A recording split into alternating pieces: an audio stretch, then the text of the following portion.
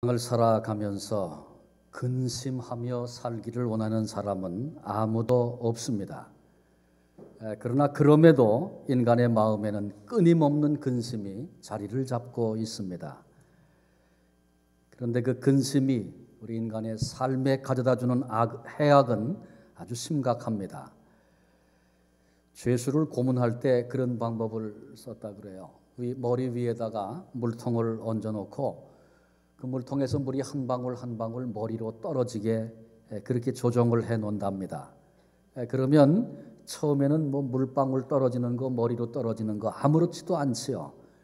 그런데 시간이 점점 경과하면서 물방울 하나가 떨어지는 것이 마치 망치로 내려치는 것 같은 그런 충격을 가져다 준다는 것입니다. 그런데 우리 인간의 삶에 근심, 불안 이런 것들은 마치 계속해서 떨어지는 물방울 같아서 한 사람을 마침내 미치게 만들든지 아니면 자살의 충동을 일으키는 그런 자리로 끌고 간다는 것입니다. 그러니 우리 인간의 삶에 근심이 주는 해악이 얼마나 심각한지 생각해 봐야 합니다.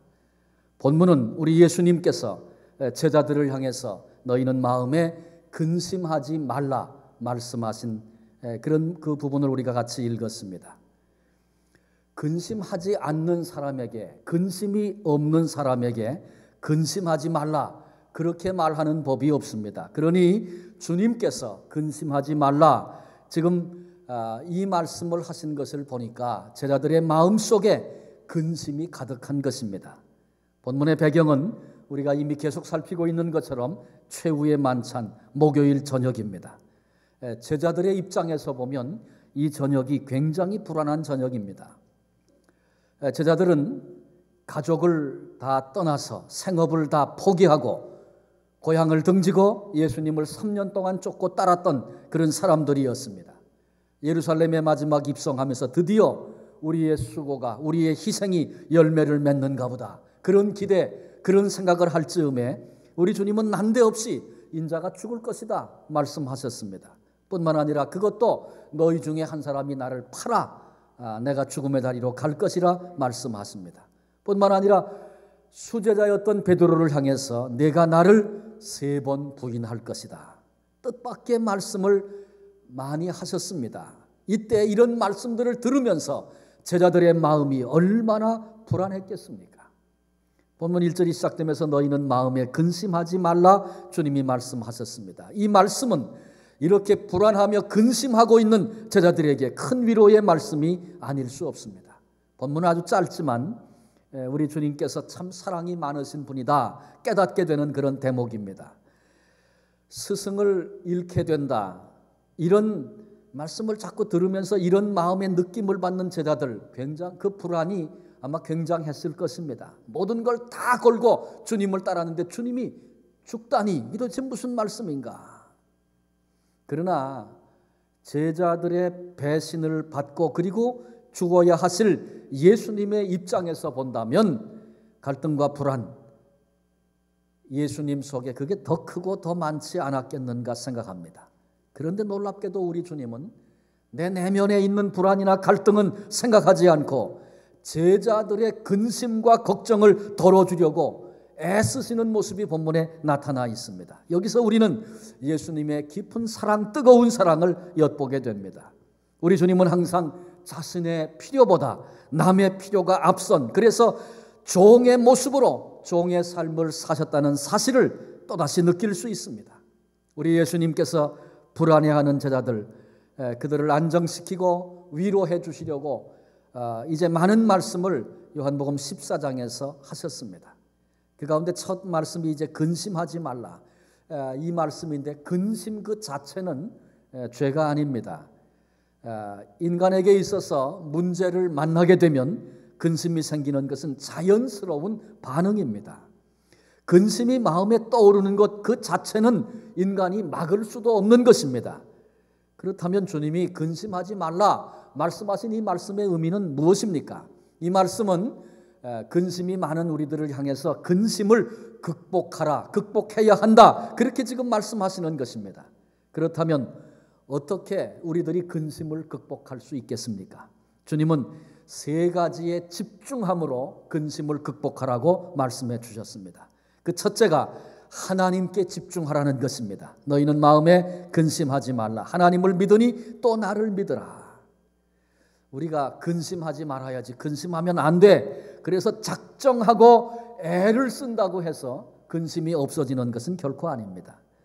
근심을 떨쳐버려야 된다고 애를 쓰면 애를 쓸수록 그 문제가 더 생각이 나고 그래서 더 많은 근심이 우리를 누릅니다.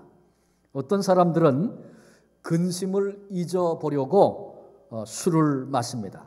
여러분, 술이 우리 근심을 잊게 만들어 줍니까? 실연했을 때 그 젊은이들의 고통은 참 큽니다. 그런데 실연을 한 남성이 자기를 버린 애인을 잊어버리려고 술을 마셨습니다. 술을 마시고 그 젊은이가 허허거리고 웃습니까? 아니면 울기 시작합니까? 거의 대부분이 웁니다. 술을 먹고 나니까 잊어버리기 위해서 술을 마셨는데 기억이 더 새롭게 나고 더 절박한 마음이 생겨서 그래서 견디지 못하고 통곡이 터지는 것입니다. 그러니 술을 먹는다고 해서 기억이 없어지는 것 아닙니다. 근심이 사라지는 것 아닙니다. 근심을 대적해서 싸우려고 하지 마십시오. 오히려 근심보다 크신 분, 근심을 해결하시는 분 하나님께 우리 모두가 집중할 수 있어야 합니다. 그러면 하나님께 어떻게 집중하는가? 두 가지 생각할 수 있습니다. 그 첫 번째는 하나님의 말씀, 예수님의 약속에 집중을 하는 것입니다. 생활에 대한, 삶에 대한 근심은 누구나 다 있습니다. 특별히 경제적으로 전 세계가 어려워하는 이런 상황을 만나게 되니까 모든 비즈니스가 다 어렵고 슬로우라고 얘기를 하고 힘든 그런 상황들을 우리가 곧잘 대면하게 됩니다. 이러다가 내가 낙오자가 되는 것은 아닌가, 이런 두려움, 이런 근심 모두에게 있습니다. 그때 우리는 말씀에 집중해야 합니다. 마태복음 6장 33절에 보니까 그런즉 너희는 먼저 그의 나라와 그의 의를 구하라. 그리하면 이 모든 것을 너희에게 더하시리라. 하나님께서, 우리 주님께서 우리들을 향해서 뭐 먹는 거, 마시는 거, 입는 거, 그까짓 건 아무것도 아니다, 그렇게 말씀하시지 않았습니다. 그것이 우리의 삶에 반드시 꼭 있어야 할 것이며 필요한 것임을 주님은 말씀하셨습니다. 그런데 그 필요를 하늘 아버지가 아신다는 것입니다. 우리는 거기에 매이고 그것을 바라보고 그것을 걱정하고 두려워하는 그런 삶, 그건 이방인의 삶이니까 그렇게 살지 말고 먼저 하나님의 나라, 하나님의 의를 구해라. 이것이 하나님 나라에 유익한가, 신앙에 유익한가, 영적으로 유익이 되는가, 그걸 생각하고 그렇게 살기 시작해라. 그러면 하나님 아버지께서 너희에게 필요한 것들, 상황이 어려워서 안 되고 상황이 어려워서 못 살고 그런 것이 아니라 그때 그 상황에마다 하나님이 도우시고 필요를 채워주셔서 너희로 살게 하시겠다고, 너희로 먹게 하시겠다고 그렇게 약속의 말씀을 주셨습니다.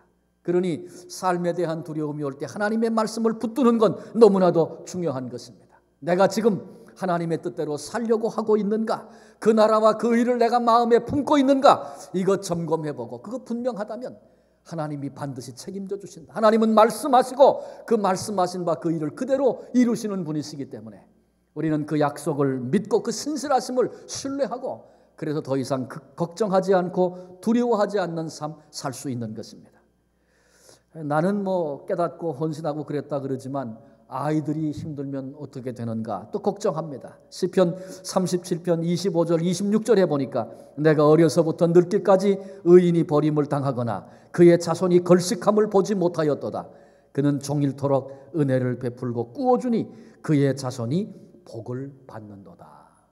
하나님께서 믿음으로 살면 자녀들에게도 복을 주시겠다고 약속의 말씀을 주셨습니다. 약속의 말씀을 붙잡는 것이 하나님께 집중하는 것이고 하나님께 집중할 때 근심이 떠나가는 이런 은혜를 누리게 될 것입니다. 또 한 가지 하나님께 집중하는 것은 내 삶 가운데 이미 베풀어 주신 은혜를 기억하는 것입니다. 정상적으로 신앙생활을 하면 하나님의 능력을 체험하기도 하고 또 기도할 때 응답을 체험하게도 되고 그렇습니다. 그래서 우리는 문제가 오면 하나님의 능력을, 하나님의 사랑을 의심하지 않고 믿음으로 맡겨드리고 그리고 신앙으로 살아보려고 합니다. 그런데 또 다른 문제가 밀려옵니다. 그 문제도 해결되지 않았는데 이렇게 문제가 커지면 믿음이 흔들릴 수 있는 것, 그것이 인간입니다. 그런데 그럴 때마다 우리는 하나님께 집중해야 하는데, 특별히 하나님께 집중하는 두 번째 방법으로 과거에 나에게 베풀어 주신 하나님의 은혜를 기억하는 것, 그것이 하나님께 집중하는 것이다 라고 하는 것입니다. 구약의 성도들을 보면 나라가, 민족이 어려움을 당할 때마다 그 옛날 이스라엘을 구원하신 출애굽 사건을 기억하면서 그들은 하나님께 집중했고 만난 고난과 어려움을 믿음으로 극복하고 이겼습니다. 우리 민족도 마찬가지죠. 지나간 역사 가만히 돌아다 보면 참 일제치하에서 고통을 겪었던 때가 있었고, 전쟁의 고난 속에 어려움을 겪었던, 참으로 힘들었던 그런 순간들이 우리 민족 속에 있었습니다. 지금도 남과 북이 얼마나 긴장 관계에 놓여 있습니까? 그런데 지나간 세월, 그 고난의 때 하나님이 도와주시고 생각도 못했던 해방을 주시고 하나님이 예비하신 은혜로 우리 민족을 이끌어 주신 것을 집중하여 기억하고 바라보면, 이 문제도 하나님이 도와주시겠구나. 그래서 내가 더 이상 근심하지 않고 하나님께 맡겨 드릴 수 있는 것입니다. 시편은 하나님을 향한 기도입니다. 그래서 시편 기자들의 적나라한 자신의 그 감정이 노출되어져 있습니다. 그래서 시편을 읽을 때 읽는 사람들이 종종 마음의 불편함을 느끼기도 합니다. 시편 77편도 그렇습니다. 4절 이하에 보면 시편 기자가 근심이 밀려와서 잠을 자지 못합니다. 왜 내가 부르짖어 기도하는데 하나님 응답하지 않습니까? 시편 기자의 절규가 우리의 가슴을 때립니다. 그런데 10절에 보니까 또 내가 말하기를 이는 나의 잘못이라 지존자의 오른손의 해 곧 여호와의 일들을 기억하며 주께서 옛적에 행하신 기이한 일을 기억하리이다. 그렇게 하나님을 향하여 절규하고 밤잠을 못 자며 괴로워하던 이 시편 기자가 한 가지 결심합니다. 이렇게 하는 것은 잘못된 것이다. 그러면서 이제는 내가 여호와의 일들을 기억하겠습니다. 주께서 옛적에 행하신 그 기이한 일들을 내가 이제 기억하고 그것을 집중하여 붙잡겠습니다. 이렇게 결단을 합니다. 그러면서 77편의 마지막 부분에 보면 아주 밝은 모습으로 시편 기자가 하나님을 찬양함으로 끝을 맺고 있습니다. 그렇습니다. 은혜를 놓치지 않고 기억하고 붙들고 집중하는 사람들이 이런 결론에 도달하게 되는 것입니다. 우리에게도 수많은 근심이 있고 무거운 짐이 우리를 누릅니다. 하나님께 집중하십시다. 약속의 말씀, 언약의 말씀, 말씀하시고 그대로 행하시는 하나님께 집중하십시다. 그리고 하나님께서 이미 우리에게, 우리 민족에게 또 성경 속에 베풀어 주신 그 은혜들을 잊지 않고 기억하면서 내가 오늘 만난 문제도 하나님의 손에 있다는 사실을 확인하며 더 이상 근심하지 않고 그 근심을 극복할 수 있는 복된 성도들이 되어지시기를 바랍니다.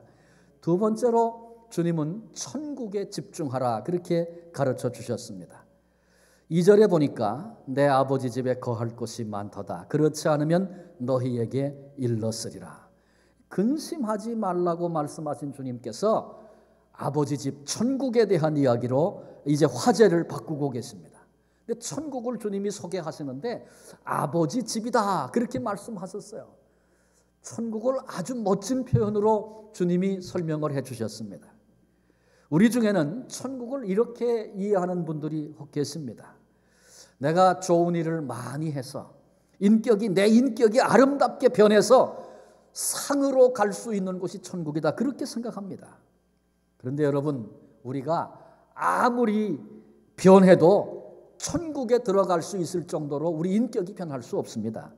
우리가 아무리 좋은 일을 많이 해도 천국에 들어갈 수 있을 만큼 그렇게 좋은 일을 많이 할 수는 결코 없습니다. 질문해 봐야 합니다. 여러분, 천국은 누가 가는 곳입니까? 예수님께서 오늘 이 본문 말씀에서 천국은 아버지 집이다 그렇게 소개를 해 주셨어요. 아버지 집에는 누가 가는 겁니까?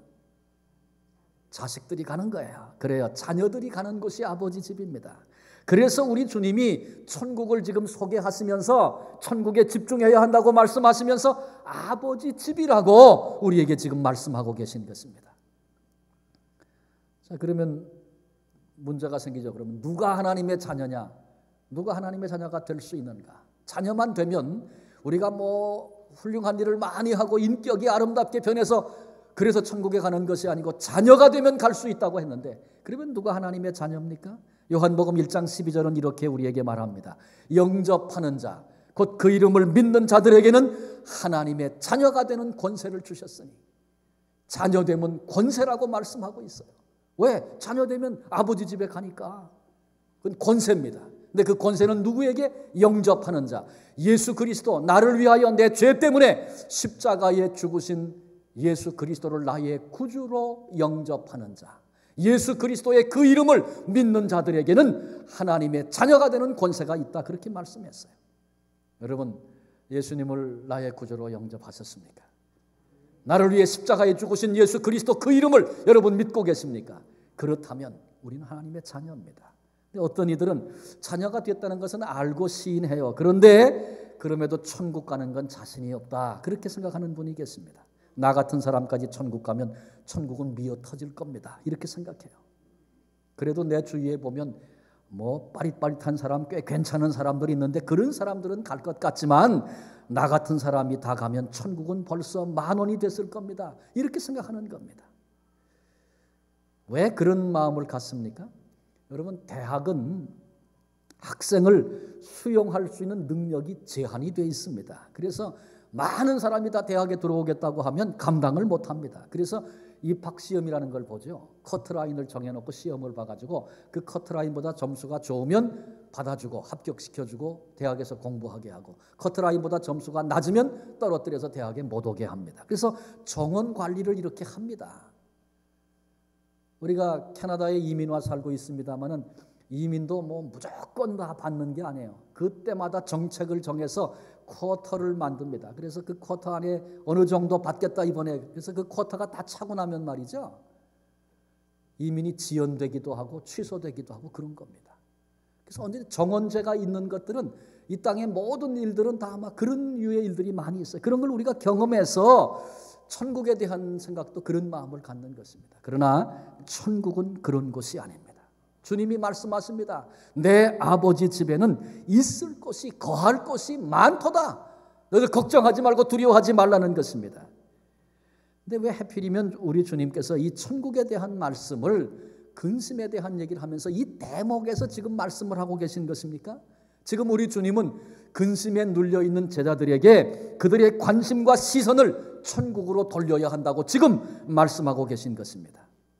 근심하는 이유는 두려움 때문에 그렇습니다. 문제가 왔을 때 그 문제보다 그 문제 때문에 앞으로 다가오게 될 결과에 대한 두려움, 그것 때문에 근심이 우리 마음을 누르는 것입니다. 비즈니스 하는 분들은 다 비즈니스 실패하면 어떡하는가, 이 비즈니스 실패에 대한 두려움이 다 있습니다. 그런데 비즈니스 실패하면 어떻게 하나, 이런 두려움을 놓고서 정말 내가 두려워하고 있는 대상이 뭔가 한번 생각해 볼 필요가 있습니다. 비즈니스 실패하면 어떻게 되는가? 그 실패에 대한 결과, 어떤 결과가 두려운 것일까요? 어떤 분은 이민 와 살다가 사업에 실패하면 창피해서 죽지요 그래. 그런데 여러분, 창피해서 죽은 사람은 아직 한 번도 못 봤어요. 어떤 사람은 사업에 실패하면 가족 다 굶어 죽지요. 여러분, 캐나다에서 굶어 죽는 게 그리 쉽지 않습니다. 사실 우리가 두려워하고 근심하고 생각 속에 그런 것들이 눌려 있습니다만은 조금만 점검해 보면 필요 이상의 근심을 우리가 하고 있다 확인할 수 있습니다. 근데 우리 인간이 가질 수 있는 정말 정당한 두려움이 하나 있다면 그건 죽음에 대한 두려움입니다. 그런데 지금 우리 주님께서 내가 그리스도인이라면, 예수 그리스도를 영접한 하나님의 자녀라면 죽음이 두려운 것이 아니고 아버지 집에 가는 것이다. 여러분, 하나님과 나와의 관계만 확실하면 아버지 집에 가는 것이 두려운 일입니까? 신나는 일입니까? 멀리 떠났다가 아버지 집에 가는 거 신나는 일이죠. 아버지가 뭘 또 준비해 놨을까? 기대를 가지고 어떤 시간을 보낼 수 있을까? 즐거움으로 아버지 집으로 달려오지 않습니까? 아버지 집으로 가는 것, 죽음이란 그리스도인들에게, 자녀들에게는 신나는 날이다. 우리 염두에 둬야 할 것입니다. 그러니 두려워할 것이 없다는 것이죠. 제자들은 지금 두려움에 눌려 있습니다. 지금 주님의 말씀을 들으면서 근심하고 있습니다. 잠깐 후면 더 큰 근심, 더 큰 두려움이 밀려올 것입니다. 예수님이 잡혀가고 고난받고 십자가에 죽습니다. 자신들도 잡혀갈 수 있겠다. 나도 죽겠구나. 이런 두려움이 그들에게 밀려옵니다. 그때 우리 주님은 죽음이 인생의 끝이 아니다. 아버지 집으로 가는 것이다. 이렇게 말씀하십니다. 우리도 신앙적인 이유 때문에 죽기밖에 더 하겠는가? 이렇게 한번 좀 결정을 한번 해보면 좋겠어요. 죽기밖에 더 하겠는가? 어려움이 왔을 때, 근심이 밀려올 때 한번 하나님 앞에서 그렇게 생각해 보십시오. 근데 이상하게 내가 죽기밖에 더 하겠는가? 그렇게 생각하고 나면 마음에 오히려 평안이 밀려옵니다. 죽을 각오하고 나면 뭐 그렇게 힘들 일도 없다. 그런 말씀이죠. 그런데 그 죽음 자체가 아버지 집으로 가는 것이기에 천국에 대해서 우리가 집중할 수 있으면 근심이 밀려올 때, 두려움이 밀려올 때 그것에 매이고 그것에 눌리는 자가 아니라 오히려 그것을 극복할 수 있는 것입니다. 우리 이 땅에서의 인생을 70년, 80년, 요즘엔 100년도 삽니다. 그런데 사람들이 다 세월이 살같이 빠르다 그렇게 얘기합니다. 그런데 인생을 살면서 그걸 쉽게 인정하려고 하지 않습니다. 그런데 어느 날 문득 돌아다 보니까 정말 세월이 빠르다 깨닫게 됩니다. 여러분, 그렇게 우리가 내 인생 여기까지 달려오지 않았습니까? 내 앞에 남은 인생이 얼마일까 아무도 장담할 수 없습니다. 그렇게 빠른 잠깐의 인생을 우리가 삽니다. 그런데 그 너머에는 하나님께서, 아버지께서 아버지 집에 우리를 예비해 놓으신 그 영광의 자리에서 우리가 거하여 살게 될 영원한 삶이 우리 앞에 있습니다. 그 영원한 삶을, 잠깐의 삶을 통해서 잘 준비할 수 있다면 얼마나 그 인생이 복된 인생입니까? 이 땅에 살아가는 그 잠깐의 삶의 과정 속에 이런저런 고난과 근심이 많이 있지만 그것에 매여 눌리는 자가 아니라 우리 앞에 있을 영원한 삶을 바라보면서 그 소망을 가지고 근심에 눌리는 자가 아니라 이 과정을 통과하여 이루게 될 그 영광을 바라보면서 오늘을 살 수 있는 사람은 근심에 매인 자가 아니라, 두려워하는 자가 아니라 오히려 그것을 극복하며 승리할 수 있는 복된 자가 되는 것입니다. 천국에 집중할 수 있으므로 근심 많은 이 땅에서 근심을 극복하고 승리할 수 있는 복된 성도들이 되시기를 바랍니다. 마지막 세 번째로 주님의 임재에 집중하라고 주님 말씀하셨습니다. 2절 끝부분과 3절을 제가 봉독합니다. 내가 너희를 위하여 거처를 예비하러 가노니 가서 너희를 위하여 거처를 예비하면 내가 다시 와서 너희를 내게로 영접하여 나 있는 곳에 너희도 있게 하리라. 주님이 지금 말씀하시는 것은 떨어질 것이다. 내가 잠깐이다. 다시 온다. 내가 너희를 영접할 것이다. 너희로 나 있는 곳에 계속해서 영원토록 있게 할 것이다. 주님이 말씀하십니다. 이건 뭐냐 하면 주님이 함께 하신다. 주님의 임재에 대해서 집중하라. 그런 말씀을 주님이 우리에게 주시는 것입니다. 우리 가운데 자녀들을 다 키워보신 분들은 다 알 것입니다. 한번 기억을 더듬어 보십시오. 우리 아이가 어렸을 때 처음으로 베이비시터에게 아이를 맡기던 날을 한번 생각해 보십시오. 야, 오늘 이 누나하고 같이 있어. 그리고 맡길 때 아이가 빠이 그리고 즐겁게 보내든가요? 그럴 리가 없습니다. 자지러지게 울면서 죽을 것 같이 웁니다. 절대로 안 떨어지려고 엄마 치마를 붙들고 매달립니다. 여러분, 왜 그렇습니까? 어린아이가 엄마와 떨어질 때 엄마가 아주 갈 것 같은 그런 두려움이 있기 때문에 아이가 엄마 치마를 결코 놓지 않는 것입니다. 아이들에게는 시간 개념이 없어요. 그래서 조금 있다가 올 거야. 이 조금 있다라고 하는 개념이 아이들에게는 없는 거예요. 그래서 아이가 커가면서 자꾸 이제 엄마가 얘기하죠. 야, 조금만 있으면 선생님하고 조금만 있으면 엄마가 시장에 가서 맛있는 거 사가지고 금방 올 거야. 네가 좋아하는 장난감 사가지고 금방 올 거야. 자꾸 얘기하잖아요. 그 왜 그래요? 지금은 헤어지지만 곧 다시 만난다는 것을 자꾸 아이에게 가르쳐 주는 거예요. 그래서 아이가 마음의 평안을 얻고 위로를 받고 지금 엄마 없지만 금방 올 거다 이렇게 신뢰하고 생각할 수 있는 걸 자꾸 훈련시키고 가르치지 않습니까? 예수님이 지금 바로 이 일을 하고 계신 거예요. 내가 간다. 그러나 그냥 가는 것이 아니고 너희들 있을 곳 준비할 것이다. 그리고 반드시 다시 온다. 그리고 너희와 영원토록 함께 있을 것이다. 여러분, 우리 주님이 우리와 영원히 같이 해주시는 주님의 그 임재에 집중하는 것은 근심을 극복하는 아주 놀라운 비결이 됩니다. 우리는 우리 인생을 결코 혼자 사는 것이 아닙니다. 나와 더불어 살아주시는 분이 계십니다. 나와 함께 해주시는 분이 계십니다.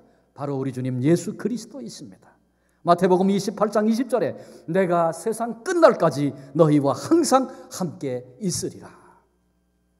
우리 주님께서 주신 약속입니다. 우리 주님은 신실하신 분이세요.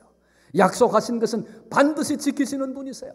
주님께서 친히 우리에게 약속을 주셨어요. 내가 부탁한 거 아닌데 우리 이 땅에서의 인생의 삶에 얼마나 고난과 얼마나 아픔과 얼마나 근심이 많은지 주님 아시고 두려워하지 말아라. 내가 너와 반드시 함께 할 것이다.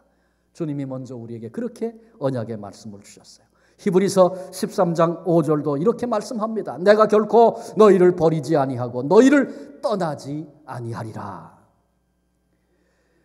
예수님을 나의 주님으로 영접하면 예수님께서 내 인생의 주인이 되어 주십니다. 예수님이 주인이 되시면 나와 같이 계시고 내 인생을 책임져 주시고 나와 더불어 계시는 것입니다.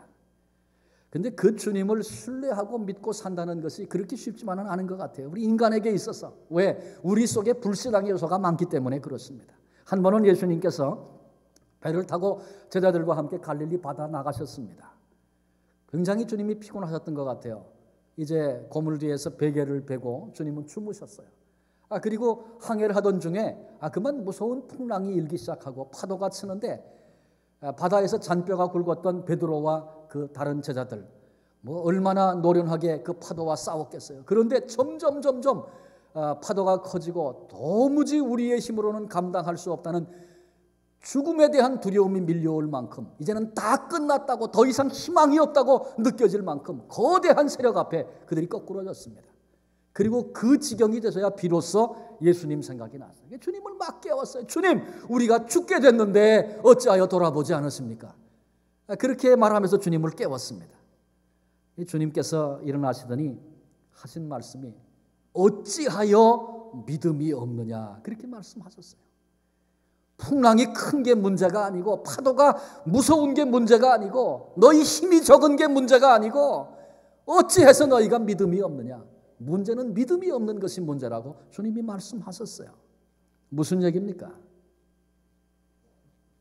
지금 이 배에 누가 타고 계세요? 예수님이 타고 계세요. 예수님은 누구예요? 제자들은 예수님을 하나님의 아들이라고 메시아라고 고백을 하고 모든 걸 버려두고 주님을 따랐던 그런 사람들 아닙니까? 지금 주님이 이 배에 메시아 하나님의 아들이 이 배에 함께 타고 계세요. 그런데 풍랑이 왔어요. 가정을 해보십시오. 메시아 하나님의 아들이 이 땅에 왔는데 배를 타고 갈릴리 바다에 나갔다가 풍랑이 일어서 파손돼서 죽었더라. 여러분 그러려고 메시아가 오셨겠습니까? 천만의 말씀이죠. 만약에 제자들이 예수님을 그런 분으로 이해하고 알았다면 그 주님을 따랐겠습니까? 그럴 리가 없죠. 오늘까지 수많은 기적도 보고 하나님의 아들이신 증거를 보면서 우리가 모든 걸 버려두고 주님을 따른 것이 정말 잘한 것이라고 그렇게 기뻐하며 주님을 쫓았던 제자들인데 풍랑이 이니까 주님이 거기 계시다는 것, 임재하신다는 사실을 까맣게 잊어버리고 그 문제 앞에 눌려서 두려워 떨고 있는 그들을 향해서 주님께서 어찌해서 너희가 믿음이 없느냐 그렇게 책망하신 것입니다. 그 주님 보이시는 하나님이셨어요. 그때는 보이시는 하나님이 거기에 함께 계신 거예요. 그런데 시선이 임재해 계신 함께 계신 하나님께 있지 아니하고 몰아치는 넘실대는 풍랑에 그들의 시선이 고정되어져서 근심하고 두려워 떨 수밖에 없는 그들을 향해서 주님이 믿음이 없다 책망하신 것입니다. 우리도 마찬가지죠. 인생을 살면서 수많은 문제 앞에 우리가 섭니다. 근데 그 문제 그것에 내 시선을 집중하고 이렇게 될까 이렇게 될까 올라갔다 내려갔다 오늘은 기쁜데 내일은 또 죽을 상이 될 수밖에 없고 그런 삶을 살고 있지 않은가. 똑같이 주님께서 내 믿음이 어디 있느냐 물으실 것입니다. 주님이 이 자리, 이 상황, 이 문제 가운데 함께 계십니다.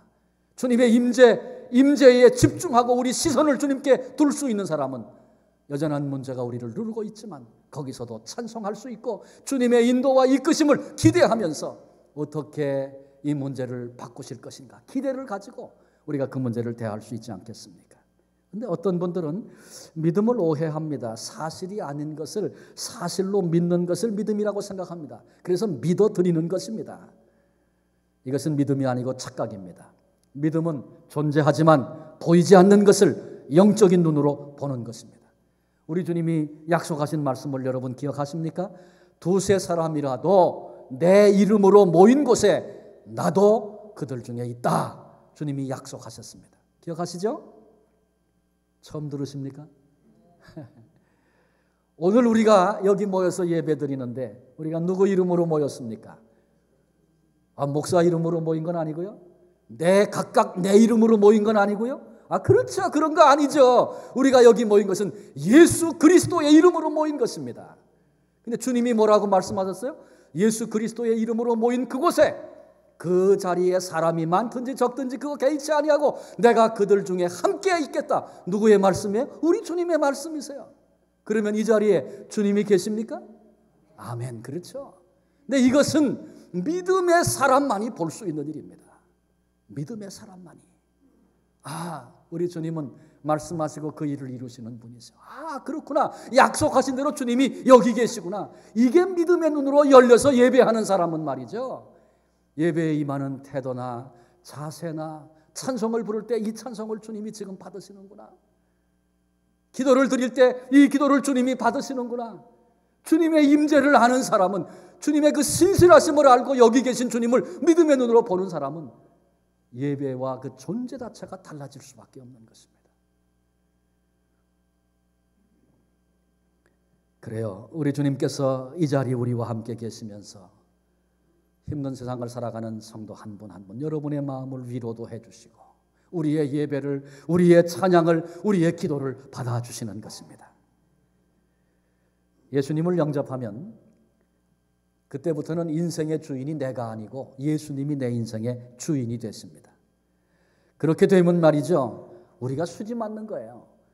주인을 예수님으로 바꾸는 것을 두려워하고 손해볼 줄로 생각하는 사람들이 있어요. 그건 어리석은 겁니다. 수지 맞는 거예요, 사실. 예수님이 내 인생의 주인이 되시면 내가 만난 근심에 대한 것, 내가 만난 문제에 대한 것, 그것을 해결할 책임이 누구에게 있어요? 주인 되시는 예수님께 있는 거예요. 나에게 있는 게 아니고 주님께 그 책임이 있는 거예요. 왜? 그분이 주인이시기 때문에 그런 것입니다. 남의 가게 가서 일하시는 사람이 있다고 한번 생각해 보십시다. 근데 가서 일하는데 일이 잘 안 돼, 비즈니스가 잘 안 돼. 그러면 그건 누가 걱정하는 게 정상이에요? 주인이 걱정하는 거예요. 나는 그냥 내 할 일 하면 되는 거예요. 주인이 걱정하는 게 그게 정상입니다. 주인이 염려하는 것입니다. 책임을 주인이 지는 것입니다. 그러니 예수님을 나의 구주로 영접하고 오늘을 살아가는 사람들은 내 인생의 주인이 주님이시기 때문에 염려도 주님이 해주시고 책임도 주님이 져주시는 것입니다. 여러분 수지 맞는 거 아닙니까 이거? 그런 것입니다. 그런데 내가 예수님이 나의 주님이라고 고백은 그렇게 하면서도 내 인생의 염려 내가 하고 내 인생의 책임 내가 져보려고 종종 걸음치고 때로는 그래서 그게 안 돼서 절망도 하고 혹시 그런 거 아닙니까? 내 인생의 주인이 누군가를 다시 기억해야 합니다. 주님이 나와 함께 동행해 주시고 내가 가는 길에 임재해 계신 것은 얼마나 큰 은총인지 모릅니다. 잊지 말고 늘 기억하면서 그 주님이 행하실 것을 기대하며 오늘을 살아야 합니다. 그러므로 내가 가진 문제는 더 이상 내 문제가 아니고 내 인생의 주인 되시는 우리 주님의 문제가 되는 것입니다. 예수님이 내 인생의 주인 되셔서 나와 더불어 계시고 힘들고 어려울 때에도 나와 함께 하시고 아니 내 안에 거하시면서 우리의 삶을 책임져 주시는 분, 그분이 예수 그리스도 우리 주님이십니다. 저와 여러분 우리 모두는 이 사실을 믿는 사람들입니다. 우리는 이런 실체가 되시는 예수님의 임재에 집중하며 살아야 합니다. 선창가에서 한 노인이 손자와 여러 가지 얘기를 나눕니다. 할아버지, 물은 왜 이렇게 축축해요? 계절은 할아버지 왜 바뀌죠? 뭐 여러 가지 질문과 이야기를 나눴어요. 그러다가 이 소년이 이 손주가 할아버지에게 할아버지 정말 하나님을 본 사람이 있을까요? 이렇게 물었습니다. 그랬더니 할아버지가 바다를 잠시 응시하더니 얘야, 할아버지는 나이가 먹어가니 지금은 하나님 외에 다른 것들은 잘 보이지 않는단다. 이렇게 대답을 했답니다. 여러분, 우리도 이렇게 돼 가야 하지 않겠습니까? 요즘에 우리 창세기 끝부분 묵상하고 있는데 야곱의 죽음을 우리는 봤어요. 야곱은 젊은 시절에 자기 머리, 자기 수단, 방법 그거 의지하고 성공하리라고 아주 열망을 가지고 살던 사람이 야곱이었어요. 수많은 실패도 아픔도 겪었어요. 그러면서 점점 그의 눈이 하나님을 향하여 열려지고 나이가 많아 노년에는 얼마나 성숙하고 향기로운 신앙을 가졌는지 몰라요. 야곱은 마지막 죽는 순간까지 영적인 분별력이 흐려지지 않았어요. 아주 귀한 그런 생애를 야곱이 살았어요. 그 야곱을 볼 때마다 그런 열망과 소원이 제 속에도 있습니다. 여러분들도 좀 그런 소원을 좀 품어보지 않겠습니까? 노년에 뭐 편안하게 잘 살아보겠다 이런 거는 좀 다 내려놓고 하나님, 나로 노년이 나이가 들어가면 들어갈수록 하나님만 보이는 영적인 분별력이 흐려지지 않는 그런 존재로 살다가 하나님 앞에 가게 해주세요. 우리 좀 그렇게 같이 소원하며 기도할 수 있었으면 좋겠습니다.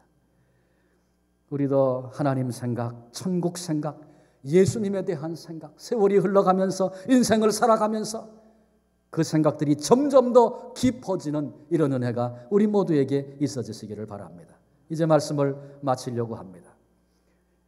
세상을 살다 보면 근심이 없을 수 없습니다. 오늘 이 예배에 참석하고 있는 사랑하는 성도 여러분, 여러분에게는 지금 어떤 근심이 있습니까? 어떤 것이 여러분의 마음을 누르고 있는 무거운 짐입니까? 오늘 우리 주님께서 근심하지 말라, 근심을 극복하라 그렇게 말씀하시면서 하나님께 집중해야 하고 그리고 천국에 집중해야 하고 예수님의 임재에 집중하여 살기 시작할 때 근심치 않는 삶을 살겠다고 가르쳐 주시는 귀한 말씀을 우리들이 함께 나눴습니다. 더 이상 근심이 나를 눌러 그것이 내 발목을 묶고 그리고 그것이 내 인생을 더 큰 불행의 수렁에 빠뜨리는 그런 존재, 그런 삶이 아니라 정말 내가 바라봐야 할 것, 내가 집중해야 할 것이 무엇인가를 우리 모두 다시 확인하고 주님이 말씀하신 대로 참으로 집중해야 할 것들 집중할 수 있는 그런 은혜가 우리에게 생겨져서 근심에 눌리지 않고 근심만은 이 땅이지만 이 땅에서 풍랑 속에서 오히려 주님을 찬송하며 기대하며 그렇게 믿음으로 살 수 있는, 그래서 모든 근심을 극복하고 승리하는 성도 모두가 되시기를 주님의 이름으로 축원합니다. 기도하시겠습니다. 하나님, 광야와 같은 세상, 풍랑이는 바다와 같은 인생을 살고 있는 우리들에게 근심하지 말라, 우리 주님 그렇게 위로의 격려의 말씀을 주시니 감사합니다. 내가 오늘까지 문제의 파도에 사람에 집중하며 그래서 흔들리는 그런 인생을 산 것 아닌가 되돌아봅니다. 우리 속에 있는 불신앙 주님 앞에 내놓습니다. 긍휼히 불쌍히 여겨주시옵고 내가 하나님의 자녀가 되었다는 사실 앞에 감격할 수 있는 믿음의 장부들 되게 해주시고 눈을 열어 하나님께만 집중할 수 있는, 비록 이 땅에 발을 디디고 살지만 천국에 집중할 수 있는, 그리고 내가 혼자 있는 것 같이 보여질 그때에도 우리 주님께, 임재하신 주님께 집중할 수 있는 지혜로운 성도들 다 되게 하셔서 어떤 문제 앞에서도 이 문제가 주님의 문제고 주님이 책임져 주시고 주님이 이끌고 계시고 지금 이 순간에도 함께 하신다라고 하는 분명한 고백이 우리 속에 있기 때문에 문제에 눌리는 자가 아니라 근심을 극복하는 자, 승리의 영광을 아버지께 올려드리는 자로 남은 생에 살아갈 수 있는 우리 모두가 될 수 있도록 은혜 부어 주시옵소서. 오늘 근심 까닭에 염려하고 걱정하고 두려워하고 있는 문제를 안고 있는 이들이 있습니까? 주님이 나에게 무엇을 말씀하고 계신가? 귀가 열려 듣게 하시고, 주님 안에서 내게 이 문제가 해결됐습니다, 내가 이제는 주께 소망을 두며 살겠습니다, 고백할 수 있는 우리 한 분 한 분 되게 해주시고, 남은 생에 그렇게 살 수 있도록 성령님 우리 모두를 붙들어 주옵소서. 우리를 억만 죄악 가운데서 건져내신 예수 그리스도의 이름으로 기도합니다. 아멘.